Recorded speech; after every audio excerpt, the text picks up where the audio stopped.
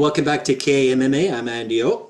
I'm Khalil Deal. And we are going to be bringing you our breakdowns and predictions for the main card, a UFC 312 Duplessis versus Strickland 2 for the title. So opening up the card, we have Jake Matthews against Francisco Prado, followed by Jimmy the Brute Crude against Rodolfo Bellato. Then we got Taliesin Teixeira against Justin Tafa. Then we have Weili Zhang against Titania Suarez for the strawweight title. And we have the UFC middleweight championship on the line with Dricus du Plessis against Sean Strickland. So the real deal, who do you got to open up the card here with Jake Matthews and Francisco Prado? All right, man. So, this fight here, I've been going back and forth with this one here. I know that Francisco Prado, he's a pretty tough dude. He's very, very strong. And he's got like knockout power. He's got finishing ability. You can see here, he's got 6 knockouts and 6 submissions out of his 12 wins, only lost twice by decision. So he is, he is pretty, a pretty powerful guy, a pretty strong guy. And Jake Matthews, though, the thing about Jake Matthews is he's a veteran. You know what I mean? This guy has fought a lot in the UFC, and he's fought like really, really, really good opponents. Andre Fiallo, Matthew Semmelsberger, Darius Flowers, Michael Morales, Philip Rowe. He's fought some really good fighters in the UFC. I wouldn't really call that murderer's row, but yeah, they're pretty decent. He's going to have a 4-inch reach advantage, and he's also going to have a 1-inch height advantage. Jake Matthews, that is. So I'm going to go with Jake Matthews in this one in Australia. I think that he's a tough guy too in his own right. The last fight when he beat Philip Rowe by decision, Philip Rowe's a pretty tall, strong guy. And losing to Michael Morales by decision is not a bad look at all. Michael Morales is 15-0. He's you know how good Michael Morales is. He is one of the top guys in the division. Not bad at all. Not bad. Losing a decision, that's not a bad look at all there. He was able to submit Darius Flowers. And he lost to Matthew Semmelsberger, but that was a while back. Yeah, I don't like that look, though. I think Semmelsberger actually got released by the UFC. Yeah, and he also knocked out Andre Fiallo, but a lot of people have knocked him out. So I will say this, though. The KO submission prop for Francisco Prado, we'll talk about the betting on Friday. As you can see here, he has only finishes out of his 12 wins. So a KO sub prop might be interesting, especially that Prado is going to be the underdog. So that could be a nice little side dog bet there, sprinkle. But I'm going to pick Jake Matthews to win this one. I say he wins this fight. I don't think it's going to be a finish because, as you can see, Francisco Prado is pretty tough. He's never been finished. Out of his 2 losses, they've come both by decision. So I'm going to say Jack Matthews wins this one by decision. I don't think he finishes Prado, but I think he's a little just a bit more crafty. He's got good takedowns. He's got good grappling. He's got good submissions, good knockout power. He's got good punches, kicks. He's very evasive in the cage. Prado's more of a guy that attacks you and comes at you with full force, tries to get you out of there. But Jake Matthews, I think he's going to be able to weather the storm. And in the later rounds, Francisco Prado, we've seen him get tired in later rounds. So I'll go with Jake Matthews by decision. How about you, Andy? Yeah, I'm just looking at Prado's record here, and really he beat real scrubs like coming off and was finishing a bunch of these guys. He has a win against Ottman Azatar, and I don't know, man. As you said, his craftiness, his veteran presence. I think Jake Matthews is gonna mix it up a little better. Is gonna outwork Prado a little smarter, and Jake Matthews very well rounded. He's gonna mix it up a lot here and use that reach advantage because as a veteran, he should be able to know what he's got there and use it. And I think Prado. One thing about him is he's pretty hittable. And I really don't know about that finish for Prado bet here because I think one of the things Matthews is going to do is not get finished here. So anyway, that's just my take on it here. And he's only 22 years old. Let's not forget Prado. He's, in my opinion, he's still very green. So I think this is a good opportunity for Jake Matthews to get another win here. So give me Jake Matthews by decision or submission. I also wanted to say the fact that Prado lost to Jamie Malarkey. What a load of malarkey that is. Oda Malarkey. I mean, Jamie Malarkey, you lose to this guy by unanimous decision. That's pretty pathetic. That's a very bad look. And also, he lost to Daniel Zellhuber by unanimous decision. So basically, guys who can grapple are beating Francisco Prado, and Jake Matthews could certainly grapple. He's got very good wrestling and ground game. So that's another thing to point out there. So yeah, like you said, he's very green and young, Francisco Prado. I think Jake Matthews gets this one done in his hometown in Australia by decision. All right. All right. Moving on up to the next fight here. We got Jimmy Crute against Rodolfo Bellato. Who you got here, Eddie? All right, Jimmy the Brute Crute. I think no, my pick is going to be Rodolfo Bellato. I just can't trust the Brute anymore. I think he's fragile, and I think he's very, very hittable. And I think he's very liable to get knocked out here by Rodolfo Bellato.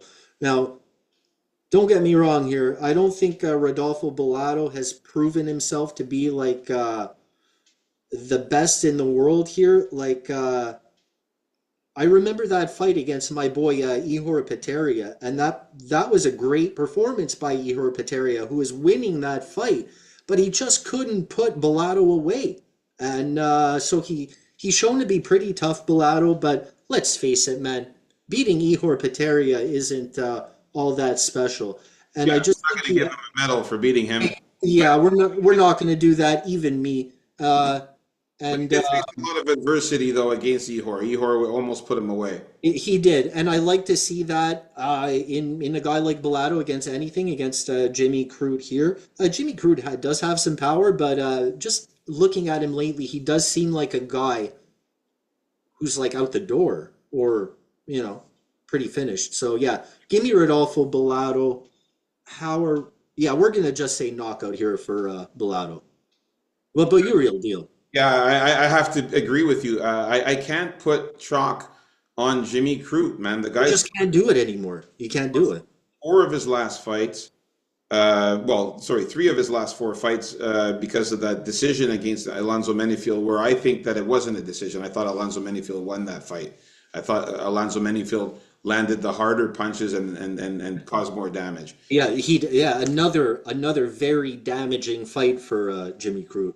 I don't know if you guys remember the fight against Anthony Smith when he had that freak leg injury accident where he kind of like backed up on his leg and his leg kind of bent and stuff. It was really disgusting, and he pretty much broke his leg or it was really disgusting. Go back and look at that fight against Anthony Smith where he got that leg injury, and it was a doctor stoppage because he couldn't just walk on that leg anymore. Yeah, they told him on the stool, I think, that he couldn't continue, right? And then he got knocked out badly by John Mahal Hill.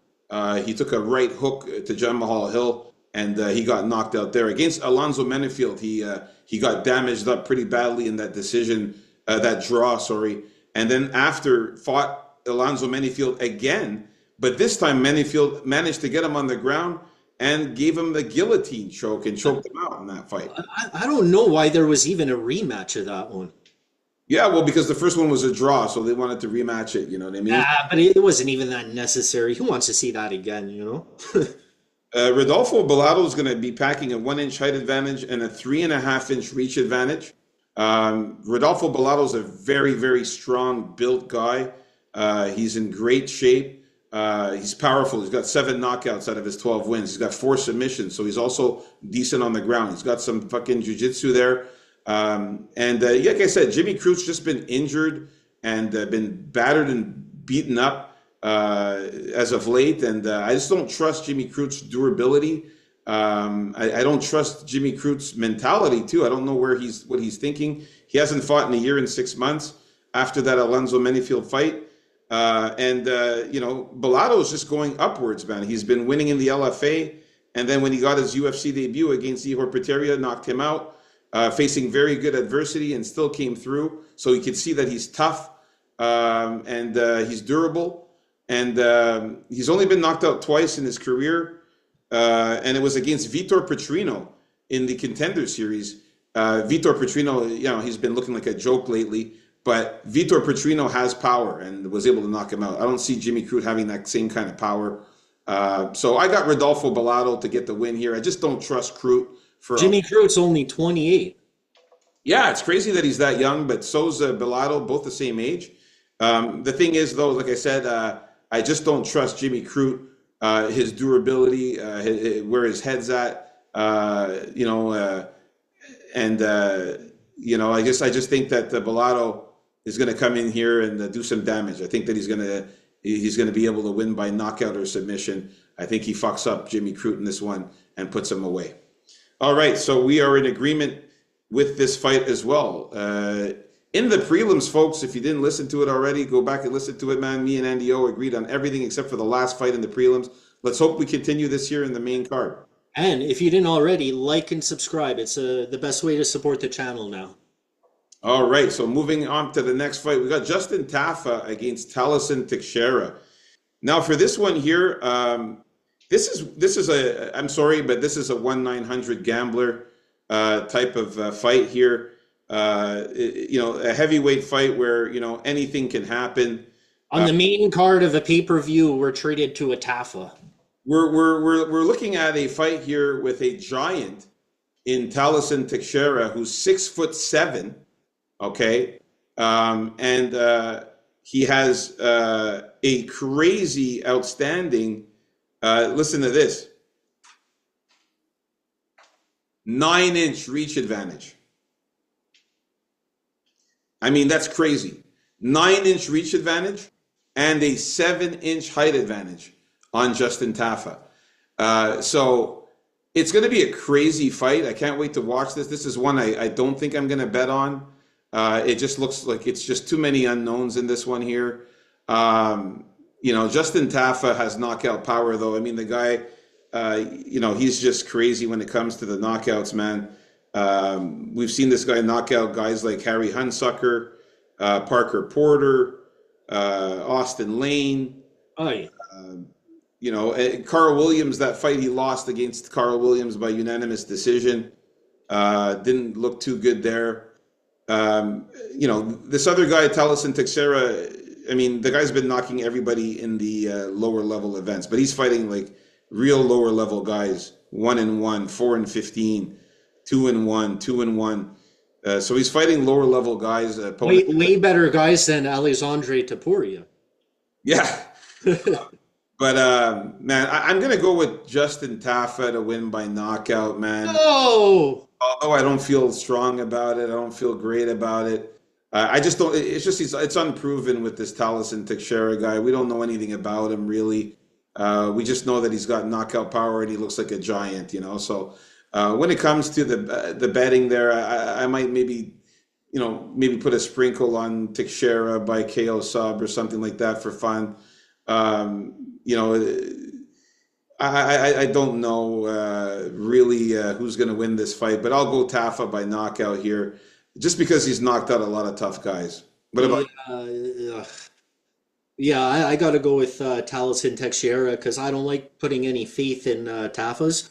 Tafa's hit this Tafa. They all do pretty much. They hit hard. Everything seems to hurt. Their leg kicks hurt. Their body shots hurt. You're very likely to get knocked out if they hit clean. Anywhere above. But yeah, Teixeira looks like a real tall guy. The thing I know he's more mobile and better footwork and definitely could benefit of just fighting a little scared and just trying to throw out that jab, right? Anything to keep this Tafa away. The one thing about him I was going to say is that, the tall man syndrome of leaving your chin in the air, that's one thing I'm afraid of there. But at the same time, I can't trust the Tafa. until I see actually the newest Tafa that's going to be coming up probably sometime soon. Now, this one's the only one that may have some real potential, but I doubt it. So until then, I got to go with Taliesin Teixeira by knockout or decision. You're staying away from the Tafas, I see. Getting away from the Tafas, yeah, running away. 1-900 gambler. Justin Tafa is going to have to try to get in close to land that devastating knockout punch that he has. He's going to have to try to close the distance on Taliesin Teixeira. If Taliesin Teixeira manages to like just, and one thing about Taliesin, he's got very good straight jabs, very good straight punches, straight to your face. That's what I want to see. Now, I don't care if he has to fight, as I said, some a little afraid, and he's running away a bit. You have to make this Tafa move around a little bit, get him tired out, keep those arms moving up and down, So throw some of those shots, like midsection shots, upper shots, Tafa is good at kind of like blocking with his shoulders and all of that, but you just got to pepper him with shots. That's what I say. Yeah, and if Taliesin's able to get any kind of groundwork, if he's able to get something like that, it could be over for Tafa. I, I don't you know know, if he has takedowns, Taliesin Teixeira. I don't know if he can grapple at all. All we know really about this guy is that he's got very good punches and straight punches, and he's got some knockout power. He does have one submission, Teixeira, so that means that he must be able to do something on the ground. not even necessarily, but yeah, look, we don't know what kind of takedowns this guy has, but man, if he actually does have a bid, that's really good news for him if he can get Tafa down. Tafa doesn't have great takedown defense as it is, and he's not that great at getting up. Sure, he'll do the good old power get out, at the beginning of the fight if he gets taken down, but that you can only do like once or twice max. So Submission that he did get, Taliesin Teixeira, was an armbar. So that means that he must have been on the ground when he got that sub. So yeah, okay. but again, I'm gonna throw in Justin Tafa as the pick by knockout just because he's really good at what he does. But I wouldn't be surprised if Taliesin Teixeira, making his UFC debut, finishes off Tafa here in this one. So we'll see what happens. This is going to be one I'm staying away from for sure. All right. Or maybe a sprinkle on Teixeira by knockout or submission just for fun because of that big height and reach advantage that he's got. All right, let's move on up to the next fight. We got the co-main event here for the UFC Strawweight Championship. Weili Zhang against Tatiana Suarez. Okay, Is it my turn or yours? Here. go ahead. Okay, so for this one here, man, this is another one where I was going back and forth. At one point, I had Weili Zhang. I was like, yeah, for sure she's going to kill her. But then I was like, wait a second. Tatiana Suarez is a really, really good submission specialist and as well as a very good grappler and wrestler. Her takedowns are really, really fierce. We've seen Weili Zhang get taken down quite a few times against her opponents. And her takedown defense isn't the greatest, Weili Zhang. She got taken down, I think it was it was between 3 and 5 times against Xiaonan Yan, who's more of a striker. Managed to take down Weili Zhang in that fight, even though Weili Zhang did win that fight, but she did get taken down. Carla Esparza was able to take her down. And Thug Rose actually beat her as well and took her down. So I think that Tatiana Suarez could take down Weili Zhang and do some work on the ground and maybe get a ground and pound or a submission. I'm going to go with Tatiana Suarez in this one. I think that she's just really, really on the come up here. Oliver Wynn. Been on the come up for 10 years. She's been beating a lot of good fighters too, like Jessica Andrade. She's beating champions like Carla Esparza, Alexa Grasso. She submitted her. Jessica Andrade. You're going back 7 years here. We're looking at 3 champions that she's beaten. Her last fight was a year and 5 months ago. That's a little worrisome. Whereas Weili Zhang just fought 9 months ago. It's going to be a close fight, man. I'm not saying this with the greatest of confidence, but I think Tatiana Suarez can get the takedowns because she's relentless at it. Her jiu-jitsu and her grappling is next level. And I think that she's going to be able to take down Weili Zhang, get her on the ground. While she has her on the ground, I think she's going to be able to get the back of Weili Zhang, latch in a submission. If Weili Zhang tries to shoot herself, because she likes to do offensive takedowns, And if she tries to shoot, well, Tatiana Suarez has got that guillotine, which she's really, really good at. She did get Jessica Andrade in that guillotine choke in that fight, and also was able to latch up a guillotine choke against Montana De La Rosa. So I'm going to go with Tatiana Suarez here to get the win by submission. How Yeah, about? I'm going with Titania Suarez also, really because of what I think she's capable of, and I'm not taking her because I'm on any type of hype train. After all, she's been in the UFC for 10 years and only has 9 or 10 fights. Less than that. Whatever. She hasn't been active to say the least, and there's a chance she's not even going to make it to this fight because she may get injured. But if she does, I think she's stronger than a Weili Zhang, and in terms of her wrestling, and she's going to be able to do what she wants there. I know Weili Zhang has been working on her takedown defense, but this is the best wrestler she's ever fought here. And who does not have the worst striking? Like Titania Suarez's striking isn't bad. She's been working on it. Just because she hasn't been able to fight this whole time, when she misses years at a time with injuries, she's still been able to hone her skills. And I think she's going to be able to take Weili Zhang down, use some powerful top pressure, and find that sub also later in the fight when she starts wearing on Weili Zhang. Yep. So give me a Titania Suarez by uh, submission, and don't forget Weili Zhang, also 35 now, getting up there. So yep, that's the pick. All right, we're in agreement. Tatiana Suarez, I'm going to say by submission or decision as well, because the decisions could happen too. Um, I'll tell you one thing when we talk about the betting on Friday. Obviously, I like Tatiana Suarez coming in here as an underdog in this fight, but I'm smelling a nice little Chinese women's parlay here with Kong Wang and Weili Zhang. A little Chinese parlay there, but the pick is going to be Tatiana Suarez. I'll definitely going to put a bet on her there as a dog. All right, let's move on up to the next fight here. Not going to be a dog for long, so I suggest that you guys pick her up now. Yeah, Now. definitely. We should definitely get her now. I will definitely be getting Tatiana Suarez right after we do this video. I'll be putting a bet on her. All right. Now, getting to the main event of the evening. Please like and subscribe, guys, if you haven't already. We got the main event, Dricus du Plessis against Sean Strickland. Okay, here I have to go with DDP.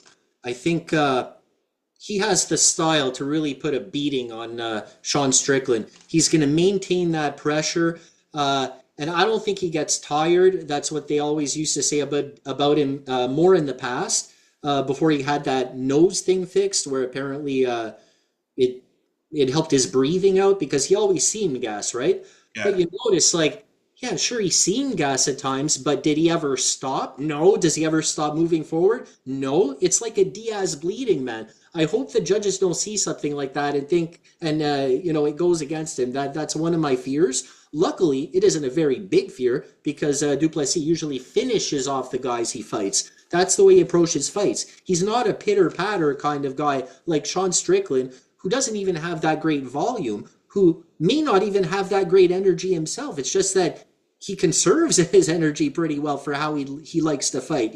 Tear your head off, fight to the death, Sean Strickland. There's a guy who does that, and it's DDP. And I think, just that pressure is going to be too much for Sean Strickland.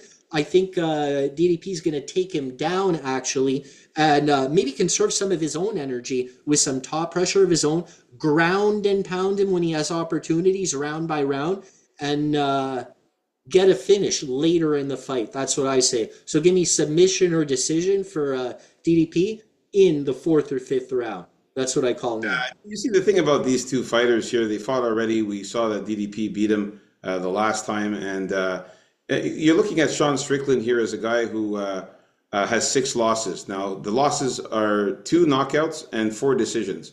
And so DDP, he out of his 22 wins, you can see here right on the graph, 9 knockouts, 11 submissions, and 2 decision wins. So Dricus du Plessis has that power and skill to be a finisher, and he finishes guys, man. He knocks guys, he subs guys. Yeah, and his sloppy style or whatever, it's part of his style and it works, that unorthodoxness, you know. There's no problem with that. I was just going to say, remember a few fights back where I used to bring up when we were talking about Sean Strickland that, but he may pull out his ground game against Pereira. I remember saying stuff like that, right? I'm not afraid of that anymore. I know Sean Strickland's not going to want to grapple with anybody. And I think DDP's a better grappler, has better submission ability than Sean Strickland.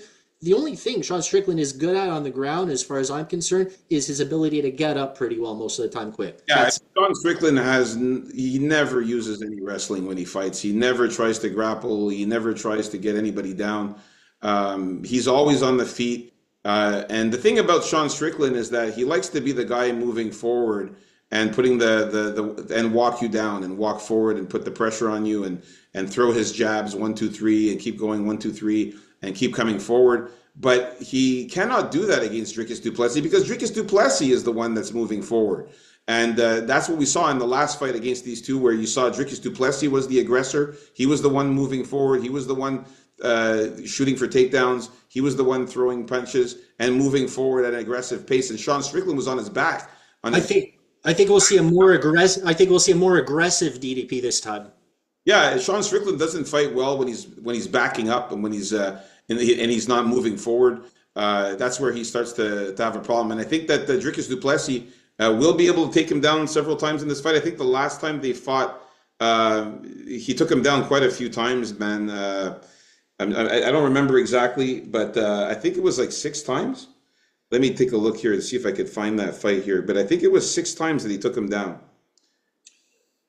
I'm just going to here real quick here. Let me just see here. No, I think even du Plessis isn't that pleased with his performance against Sean Strickland. So I think the aggression will be at maximum level this time. DDP took him down 6 out of 11 times. There you go. You were spot on there. 6 of 11. I mean, this is DDP, man. He's able to take down Sean Strickland. I think this time, though, he takes him down and stays on top and keeps him down. And I think he's going to be able to latch in a submission or knock out Sean Strickland for the first time. I mean, this guy hasn't been finished in a long time, but I think DDP is going to do it this time, man. I think he's going to take down Sean Strickland and get a finish. I think he knocks him out with ground and pound or latches in a submission. So I'm going to go DDP by KO or submission, and still champion in this UFC 312. Guys, there you have it. Our our early predictions for the main card. I can't wait till Friday to talk about our final thoughts and face-offs for the event and make some bets. Of course, the winning bets of it. Exactly. So, guys, like and subscribe. As you can see here, we got some new graphics and things. We're working on the channel, trying to make it better for you guys, man. Peace out.